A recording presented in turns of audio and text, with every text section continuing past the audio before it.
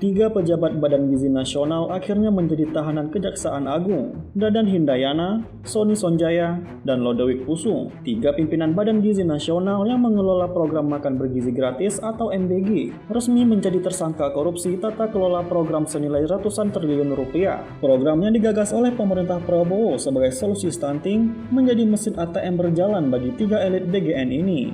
Setiap hari 800 miliar lebih uang rakyat melalui pemerintah mengalir dari Kemenku ke dapur-dapur MBG. Tapi uang segunung itu tak semua jadi protein di piring anak-anak sekolah, melainkan miliaran rupiah mengalir ke rekening pribadi. Betapa tidak, seperti diakui Kepala Kantor Staf Presiden Dudung Abdul Rahman, 1.720 dapur mati suri. Namun insentif 6 juta rupiah per hari tetap mengalir ke kantong investor atau yayasan pengelola dapur MBG fiktif tersebut. Modus operandi trio maling ini ternyata cukup sederhana namun sangat mumpuni. Mereka memanfaatkan asimetri informasi dan lemahnya pengawasan menjadi praktik jual beli titik SPPG yang punya uang besar untuk suap dapat lokasi strategis. Kemudian lagi dana bantuan yang semestinya langsung ke penerima manfaat justru dialihkan ke pihak eksternal dengan laporan fiktif. Yang paling memilukan, program yang seharusnya untuk makan anak-anak Indonesia akhirnya mengkhianati konstitusi. Dalam pasal 31 ayat 3 Undang-Undang Dasar 1945 menetapkan mandatory spending pendidikan 20% dari APBN, yaitu senilai 223 triliun rupiah. Tapi dengan trik akal bulus mereka, anggaran yang bersumber dari dana pendidikan tersebut yang telah dialihkan ke BGN untuk MBG mampu dikorupsi secara berjamaah.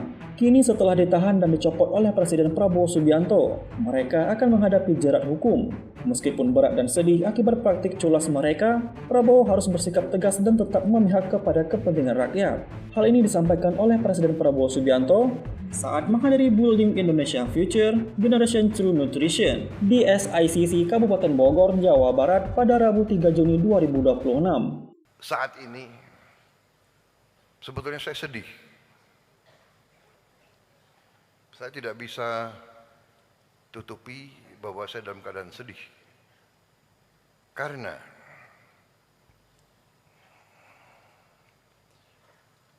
saya terpaksa mengganti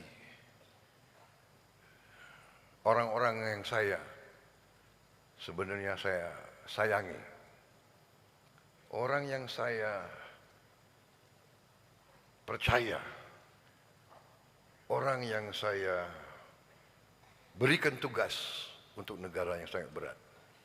Saya tidak mau banyak komentar karena mereka-mereka ini menghadapi masalah penyelidikan hukum. Karena itu saya tidak boleh banyak komentar, nanti seolah saya mempengaruhi. Tapi yang jelas, mengganti mereka itu tidak ringan bagi saya. Tapi saya ingat kata-kata almarhum ayahanda saya, Profesor Sumitro, pernah mengatakan kepada saya, Prabowo, kalau suatu saat kau dalam keadaan bingung atau keadaan ragu-ragu, ingat, berpihaklah selalu kepada rakyatmu.